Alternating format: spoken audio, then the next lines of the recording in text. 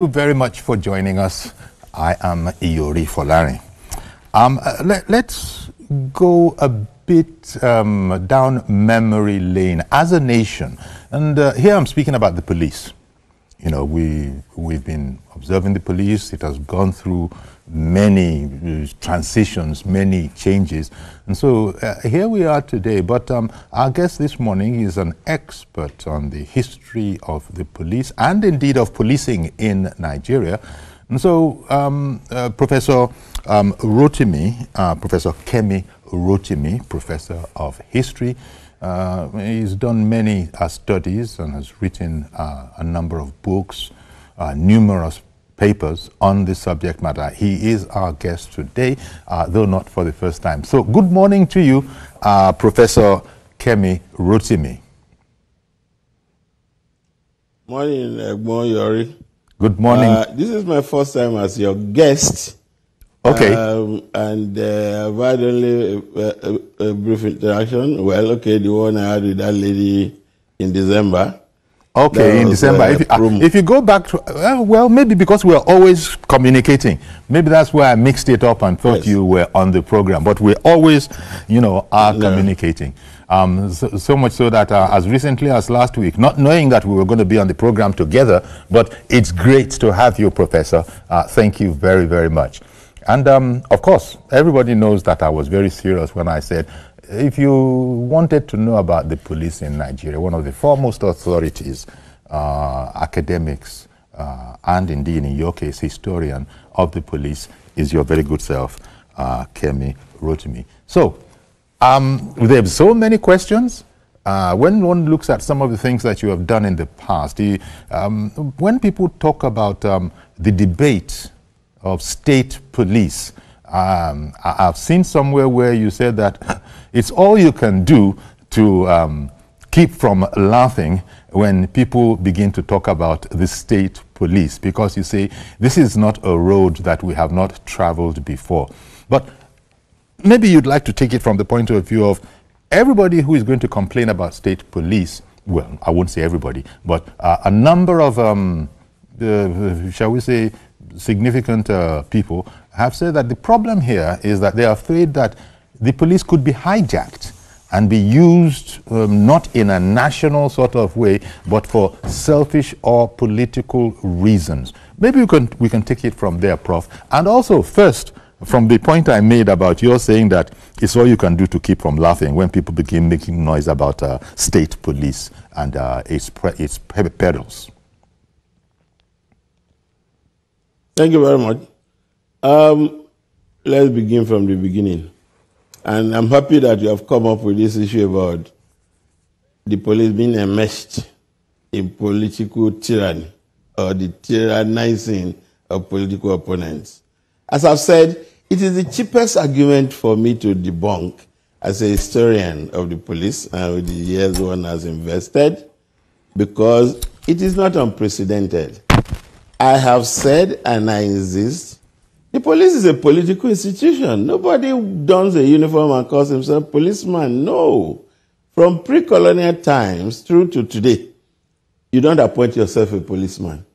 Some governing authority, that is the governing elite in a given milieu, appoint people who will serve as police, whether in the palaces of kings, in centralized state systems, or now, modern times, elected officials who have executive authority.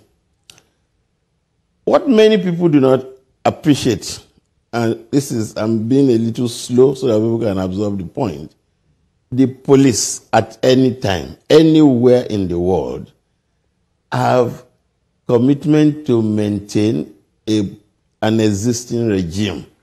It's not a negative thing. Because when you talk about the primary duties of the police, first, the prevention of crime. When that fails, the apprehension of the criminal and bringing him or her to justice, and the maintenance of law and order. That's the one that is problematic, maintenance of law and order. Whose law and whose order? It is the law and the order made by the particular governing elite in a particular milieu within specified time. Nigeria has traveled a long way on this road to political stability, and the current constitution has a beauty about it. At the executive level, there is term limitation.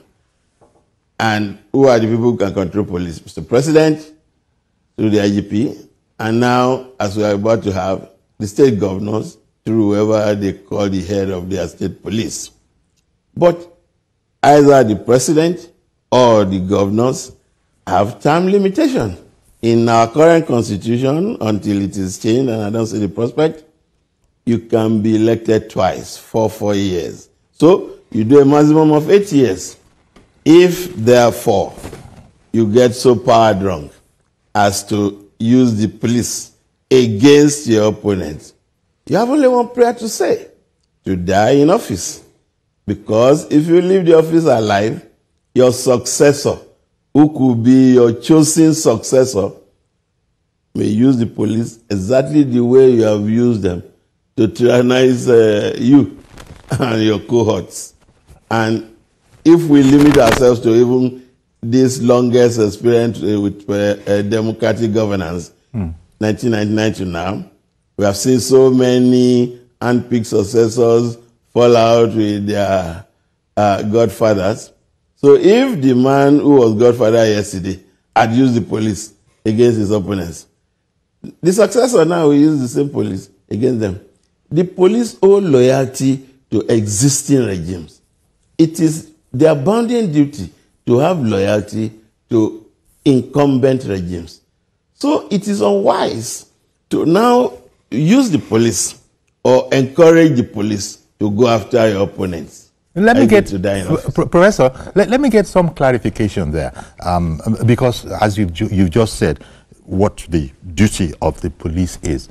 Until you said that, I would have thought that the police would have to be loyal to the Constitution and the laws of the country. As you said, part of their work is to prevent crimes, and that entails a whole lot. But when you said that the police will be loyal to the regime in power, what happened to the idea of the police is loyal to the laws of the land, to the Constitution? Uncle Yori, to call you by the way many people call you, but I would rather call you Yori.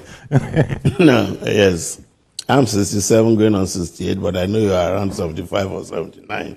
Correct me if I'm wrong. Thank you very much. Now, this constitution, these established laws of the land, who made them? Is it not the political elite, the governing political elite at a given time? So, when you say loyalty to the Constitution, loyalty to incumbent regime does not mean disloyalty to the Constitution. There's something many people do not appreciate. The use of discretion by police officers is a key thing in how they do their work and makes the difference between the man who is masquerading in police uniform but is actually a pure thug. And that is why at any time, one man's policeman could be another man's thug. And let me now give history. Okay. With the 3 examples I like to cite.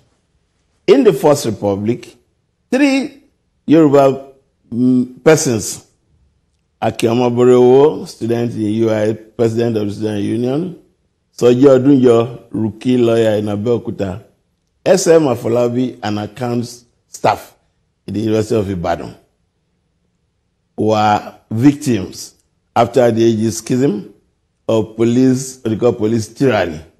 Afolabi had to run away to hide in some part of the north. When the heat got very strong in Oshun Division then, that's the area he came from. So Jodujo also had some challenge with the Jogoan police in Abeokuta. The invasion of the University of Ibadan in December 1965, when Omoboro was president of the Student Union, I saw the records, the detailed records in the Rosas Library, Oxford, in 2013. quite sobering. But that was the First Republic. At that time, the police that harassed them or encouraged to harass them were thugs in uniform. In the Second Republic, these three gentlemen, they are all dead now, may their souls rest in peace, belonged to the UPN and were deputy governor in Oyo Onundo, that is Afolabi in Oyo, Moboro Onundo. Soji Odujo was commissioner under Baba Onabanjo in Ogun. These three men wanted to succeed their bosses, the governors, even when those ones had just done a term. And these three, their bosses, Papa Jashin in Ondo, Tibola Ige in Oyo, Papa Onabanjo in Ogun, had just done a term. But our bishop crept in, and then with all kinds of claims about being Papa Olowo's heir apparent, wanted to be governors of their state. They didn't get the nomination on UPN platform. The three of them defected to the MPN. And the rest, as they say, is history, but I will explain to Nigerians. Omoborowo was the quote and unquote the most successful in his gambit when the Fedico declared him a winner of the gubernatorial election in Ondo. And you know what mayhem followed, including slaughtering people on the streets of Akure and dogs feeding on the carcasses. And all that time, whenever I visited Ondo, that brief period was a police helicopter, and then was piloted or moved around in armored tank. Now, the police, after they had defected to the MPN and got protection in the pursuit of their bishop, the police are defending law and order. So whose law, whose order? One man's policeman could be another man's thug. So this thing about loyalty to the Constitution, yes, but who are the crafters of the Constitution? But let me quickly pause, Okuyori. Eventually, state police will happen. But Nigerians must never forget and appreciate one man who, whatever his circumstances are at present, needs to be appreciated. And if it is possible, something should be named up for him. That's Ike Ekweremadu, sometimes DSP. When this thing was not de rigueur, it was a lone voice in the National Assembly pushing for this state police thing. Now, we thank God, to use church language, we have a president who had experimented with state policing in Lagos, starting with the Neighborhood Watch, which has now been transformed or modernized into the Lagos State Security Network, or Lagos Security Corps. He's Mr. President now, President Bola Ahmed Tinubu, and he's pushing this state police idea. And you can see what success is coming his way. So we're going to have state police, so let people be prepared. There are those who even say organizations like LASMA in Lagos, for instance, is a nod in that direction, called by another name. Look, every uniformed organization with responsibility for enforcing aspects of the law, setting them up, are quote-unquote quasi-police officials.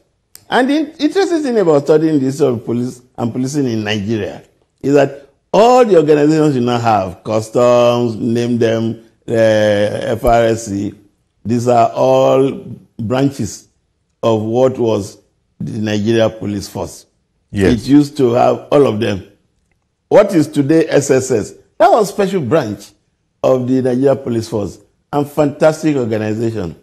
I read the memoirs of the man who set up the special branch in Nigeria, Colonial Police Officer, at the Rose House Library again in Oxford, 2010, and fantastic report. And there are aspects of what is contained in his memoirs that a Nigerian historian cannot afford to voice out, not talk of using it in any write-up. So the LASMA, name anything, these other organizations, yes, but they have specific duties. And the tendency to abuse the uniform, that people who have responsibility for enforcing any law, the tendency is very high. whether in Nigeria or the UK or the US. In the US, they do something that is very funny. You have misbehaved in Illinois and you have been chased away from the police. You just run away to Florida. Don't mind this nonsense thing about investment in gadget technology. Technology does not help. The man goes to enlist or enroll in the Florida police until he commits another crime and he runs away again. Now, we have all seen what the FRSC has become, at least those of us who are adults at the time it was set up. You have offended, you have been booked, no negotiation. But is that still the same thing now? The answer is no. You have the FCC.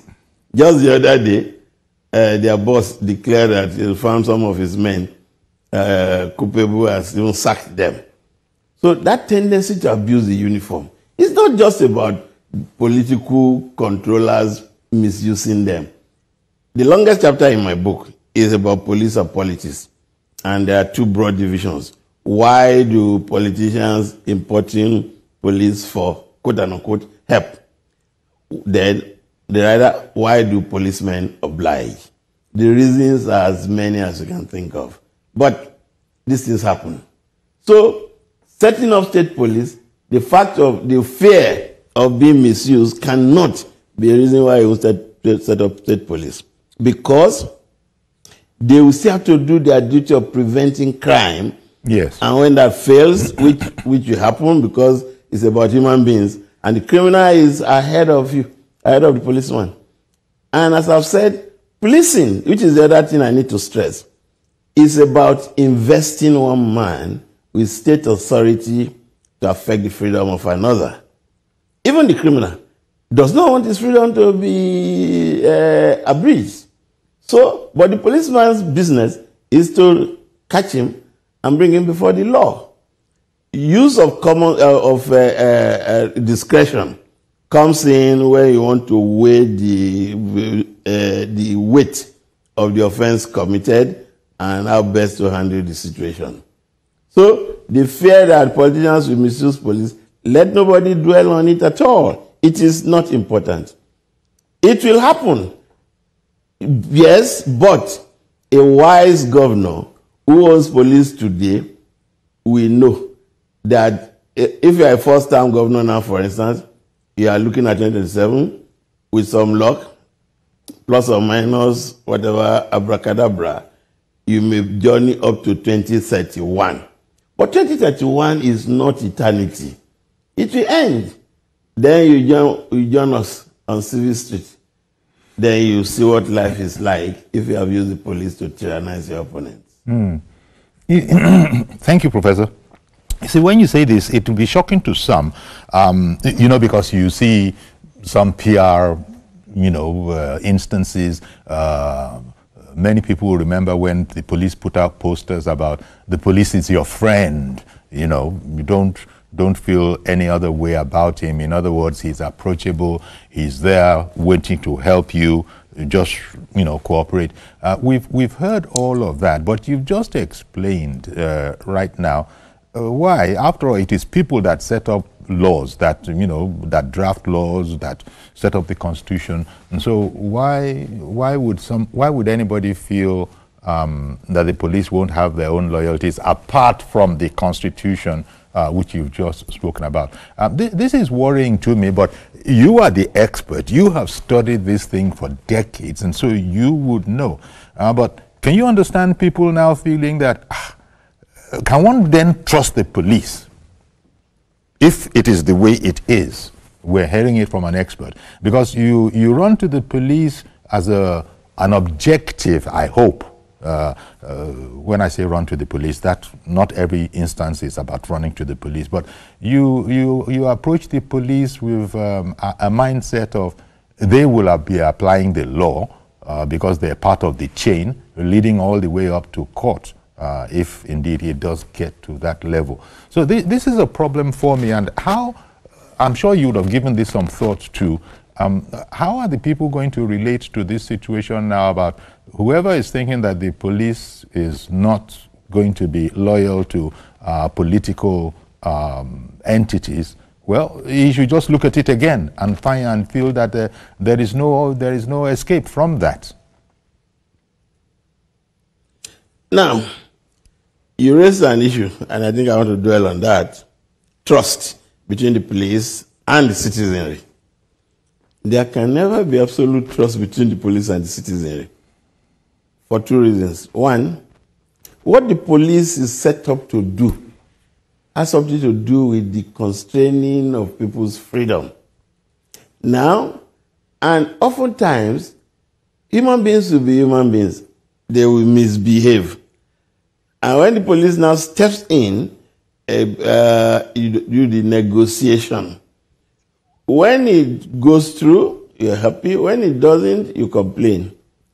And in the Nigerian context, the welfare challenge of the other ranks of those who do police work is where the problem lies. I.e., they are the ones who do the work. Other ranks, for those who may not know, recruit constable to inspector. They're called NCOs. The moment you become an ASP, you're a desk officer, largely. But you will still need policemen to go on operations and stops. It is these people from recruit constable to inspector who have this problem of delayed payment and inadequate payment. But don't laugh at this, Uncle Yori. That problem didn't start yesterday, that phenomenon.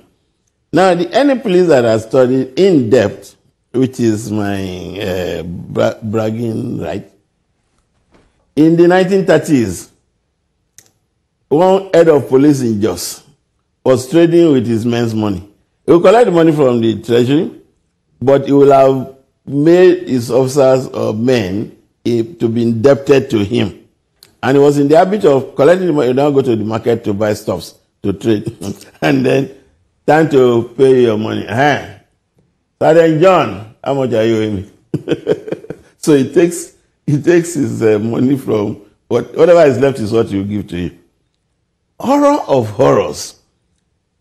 Ring him as Inspector General of Police when he took office in 2010, I think. Almost wrote his name in gold when he identified the twin problems of delayed payment and inadequate payment as the problems dogging the welfare of policemen. After making that claim, Ringin went into action. Pay officers in the Lagos, Imo, and Ondo commands, some of them, were apprehended and brought to this Abuja. They were docked. But after one appearance, we didn't hear or read anything again. I have my educated guess, i.e., some other police officers retired or serving went to ring him to say, oh boy, that's how would they do this in now. If you want to have a change, I can propose to the federal government now. Let's do this experiment. Pick one state from each of the 6 geopolitical zones where you monitor very closely the payment of salaries and allowances to especially the other ranks in full and on time for 6 months. Go and check what will happen to police service in those states. Wow. The average SEO. One moment, Prof. I beg your pardon for interrupting you. Let me bring on Mazi Okorafo, who has called in a fair bit ago. Good morning, Mazi Okorafo. Thank you for holding on. Go ahead now. Honestly, good morning, Prof. Honestly, Sayori, good morning, Mazi Okorafo. There is need for the state police.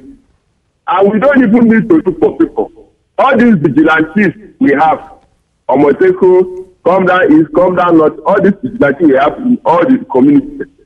The local government can also do the needful. I don't want to call local government, state police, and local government. It will help us. Why is it necessary?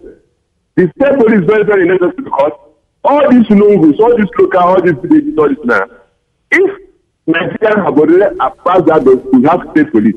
I bet you, dry season farming will be booming in Nigeria. Because if state police people, they will be taxed in terms of all those forests, all those bush where people farm. That should be their own job to be combing the bush. not to come into the village or not to come into the town. Because if they take care of our goods, our farm, I bet you the farmers will have that urge, the spirit to go and farm. But because the farmers are afraid of going to the beach, that is why, honestly speaking, I call on the federal government, the state government, as a matter of urgency, the state police to take effect this year, so that every year we have what's called dry farming, rainy season farming, not only concentrating on rainy season farming. Good morning, sir. Honestly, we need state police now or never. Thank you for on crime. Good morning, for Thank you very much, Mazi Okora, for calling out of Aruchuku there.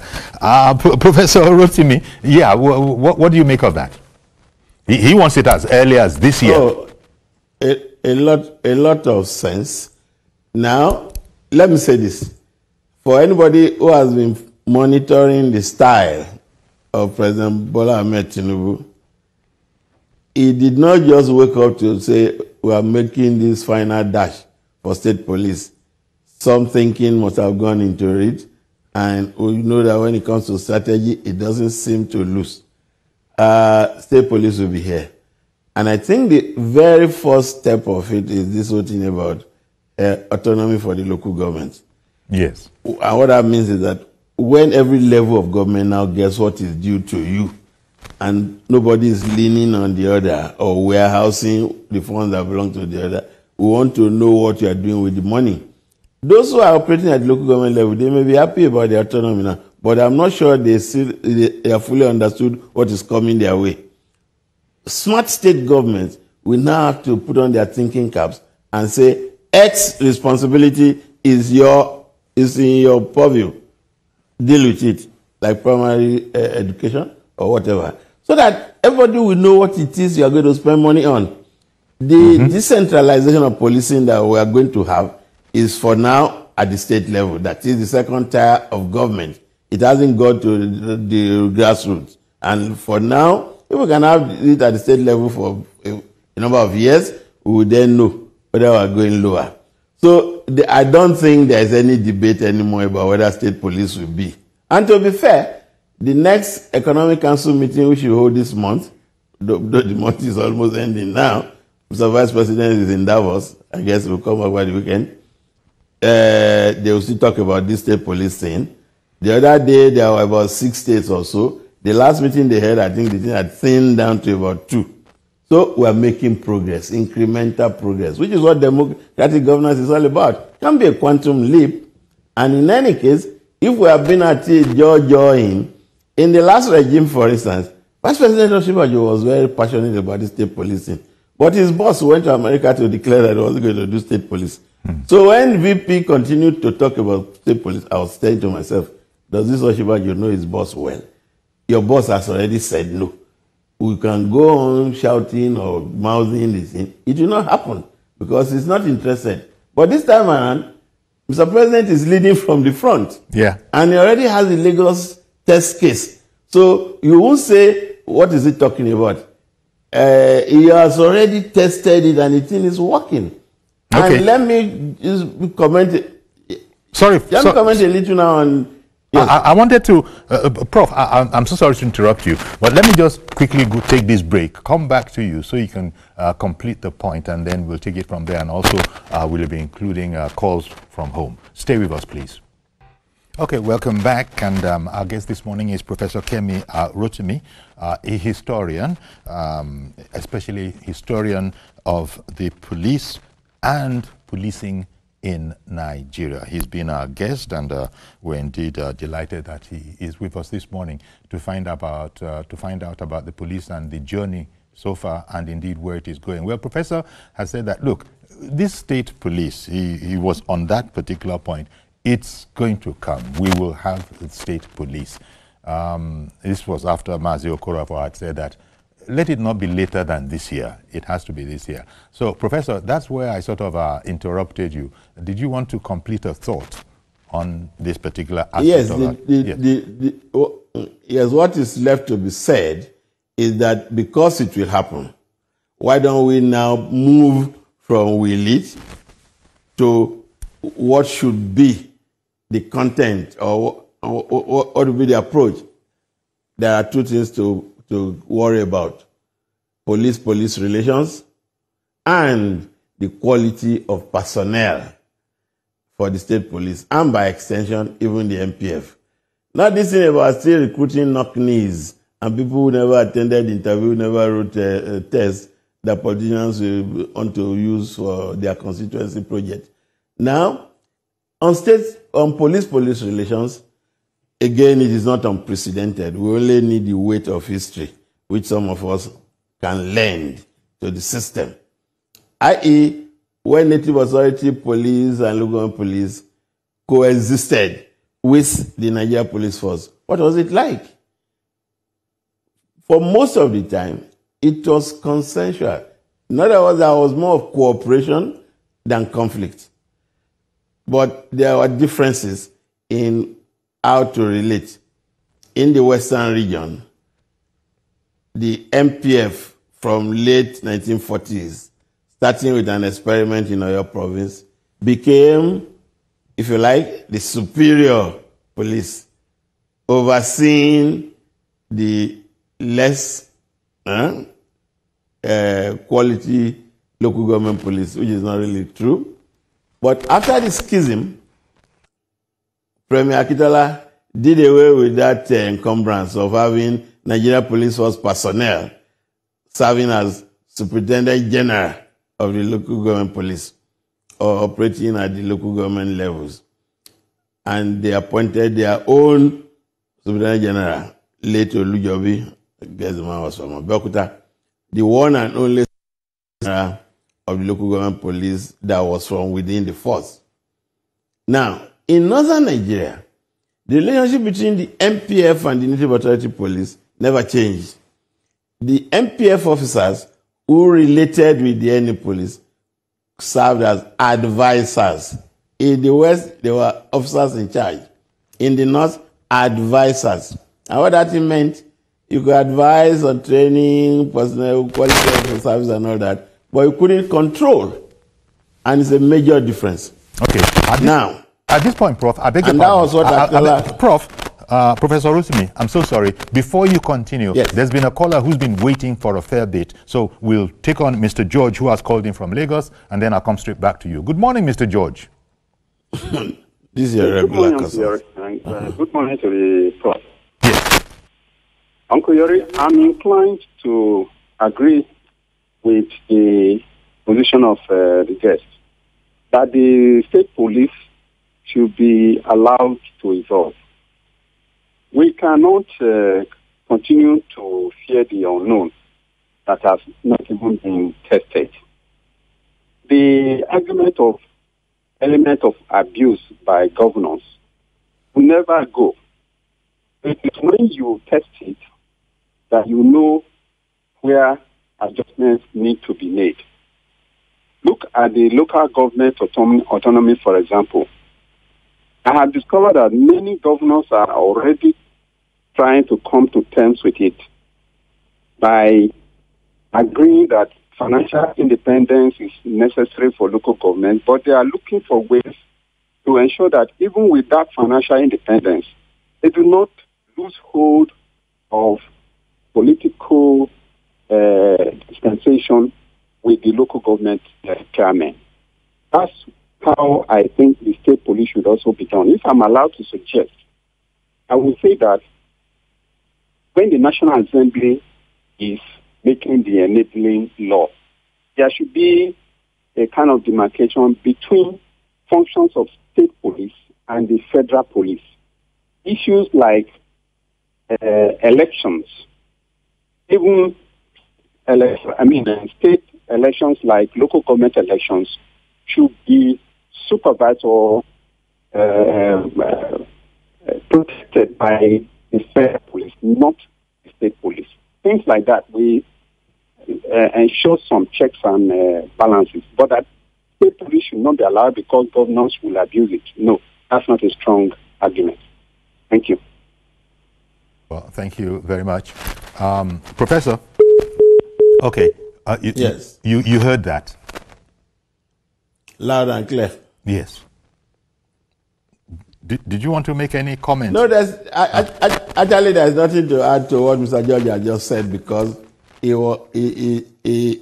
just flowed with the position I earlier enunciated, i.e., the fear of abuse cannot detain us. We will not know it until we have experienced it. And I have said, and I insist, any group having political authority at a given point misusing the police, the group is unwise, because their regime will end and a new sheriff will be in town, and whatever you have used the police to do can be used against you too. So beware. Now, I was talking about police-police relations. Those days, because the MPF had better provision in terms of training facilities, the NA police used their facilities, Enugu, Kaduna. But the Northern Regional Government, realizing that the better known police and the police with presence on ground were the Native Authority Police, built their own training school within the premises of the Nigeria Police Training School.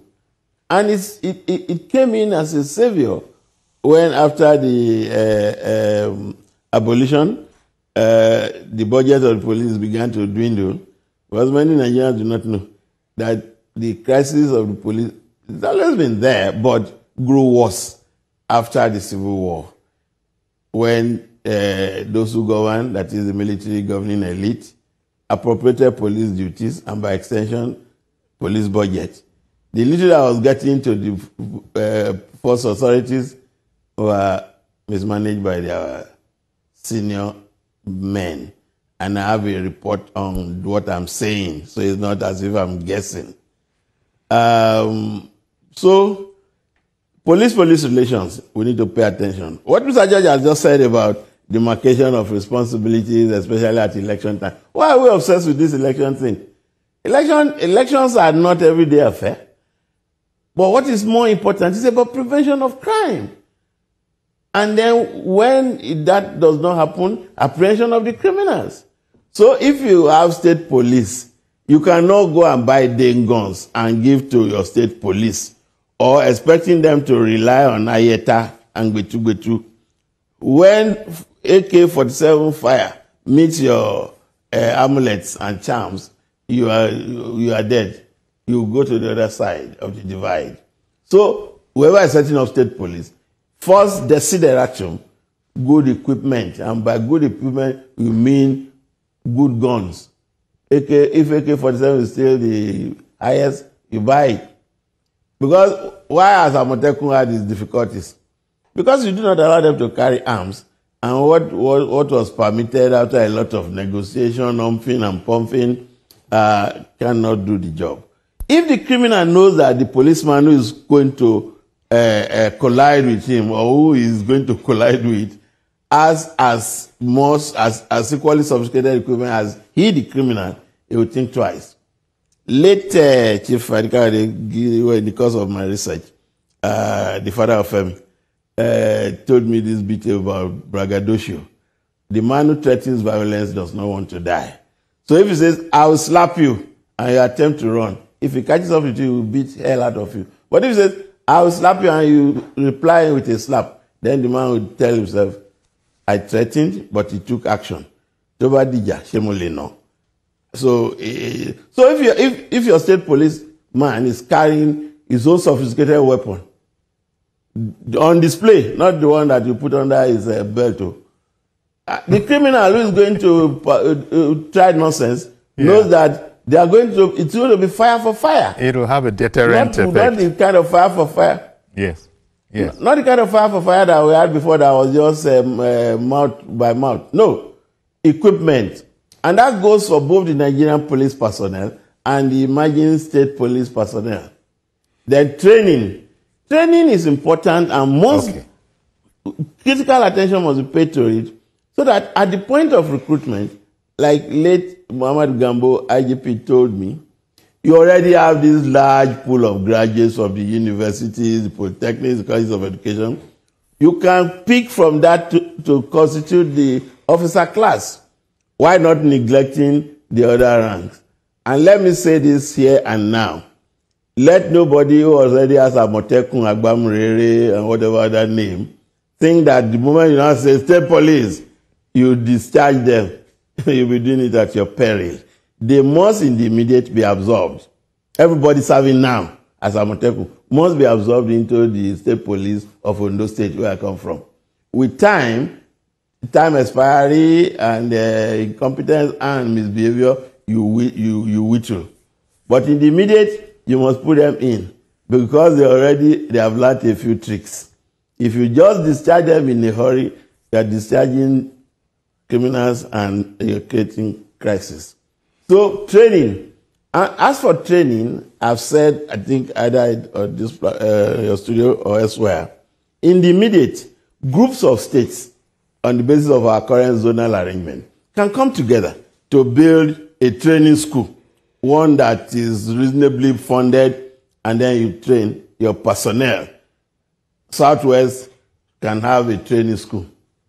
I reckon that Lagos will say it can go solo, but if they choose to use whatever Lagos has for the entire region, why not?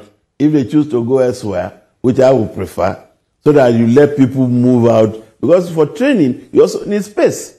So groups of states can come together. As for the syllabus and what the content of their education should be, some of us can help with materials gotten from both within Nigeria and outside of Nigeria in the course of research. But the quality of training, that way, this phenomenon, for instance, called community policing, which the MPF used over time to do chop, and now the thing is dead, can then be built because it's a philosophy. It's not a program. You build it into the training of the policemen. So that during their training, they already imbibe that thing about you go out to work, you must carry the community along. Wow. Well, indeed. That would seem to stand to reason from what we're hearing, not just locally, but also abroad, where maybe that's where the whole idea of the police is your friend came around as a sort of a germ, a seed, and all that entails.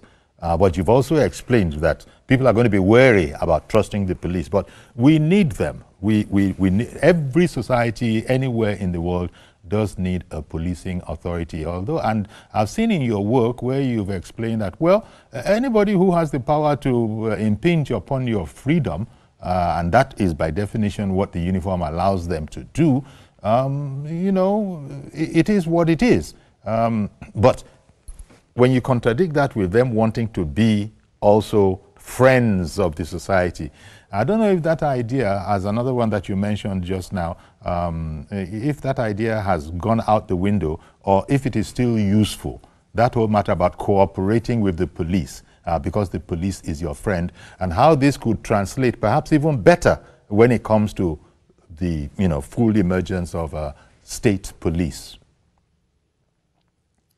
You see, this thing about police and society and friendship, what are we talking about really? To be fair, no policeman wakes up except the ones who are demented, wanting to, I must kill 10 people today. No. A good number of them really want to give service. But where you have not even made provision for how the man sleeps, not to talk of what happens to him when he has woken up, it becomes a little tricky. As I have said, Ringham almost wrote his name in gold when he identified this twin problem that I had known about years ago. Even in my inaugural lecture, I still mentioned it. Pay them their wages on time and in full. Let no superior officer use the money of his men as a store of wealth. If you pay them in time and on time and in full, the tendency to still be your boys are here will reduce. Yeah. And if you recruit quality personnel, I mean, a graduate who has confidence in himself will feel insulted. If you now come to the station and want to lay a complaint, and for you and your boys, you ask you, what is it about? But when you go now, and then you are the complainant, then the policeman says, okay, then they sell sheet where we go take write a statement outside there. You go to procure the form that the paper you're going to write your complaint on. Stuff like that. That's a problem. Policing is not tea party. It's expensive. Okay. But if there is where there is a will, there will be a way. Indeed. And if right now you have state governments assisting the MPF with equipment and other facilities, why can't they run their own? Okay. And one thing that state police sorry, Prof. Let me bring in Innocent, who again inevitably has been waiting for a while, because I'm very reluctant to interrupt you. So Innocent in Plateau. Finally, I think Innocent's credit gave way, Prof. So we lost that call from Plateau, Innocent in Plateau. Please see if you can try again, Innocent. So you were just explaining that there are a number of things that have to be taken care of if we're going to make a success of this. You've highlighted training is an important part of this. And I was going to ask a question on that. What is the state of police training even now? Are you satisfied? There are a number of things that are unsatisfactory. For instance, the sheer number of the police. We hear that it's around 300,000 or so. But what will be your evaluation of the training methodology that the police is adopting now? Are they in a comfortable place, or are they, carrying on as best they can with resources that are scarce all over different sectors that want resources? I hear, Professor, I hear that Innocent, I hear that Innocent is back. Innocent in Plateau has tried again. So let me just quickly bring him on, and then you'll address my question. Good morning, Innocent. Thank you for trying again. Go ahead, please.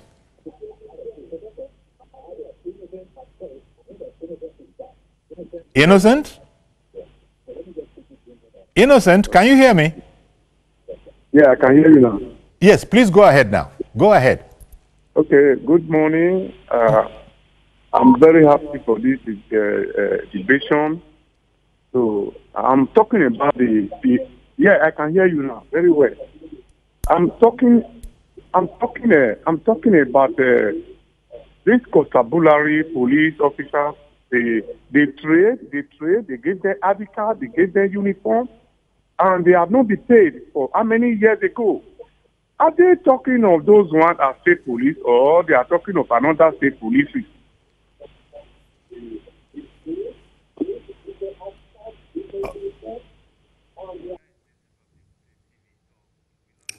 Okay. Well, thank you very much, Innocent, for trying again. Yes, sir. Please go ahead, Prof. Please, because if I'm monitoring is anything to go by, my time will soon run out. Yes. And you asked a very important question, which I must give a very important answer to. Okay, so quality of training now. What I think about it. Yep.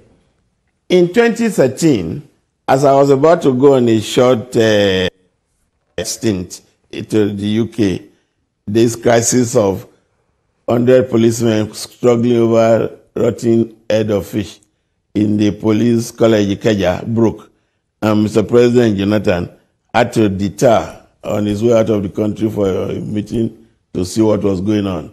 That thing generated a write-up by me.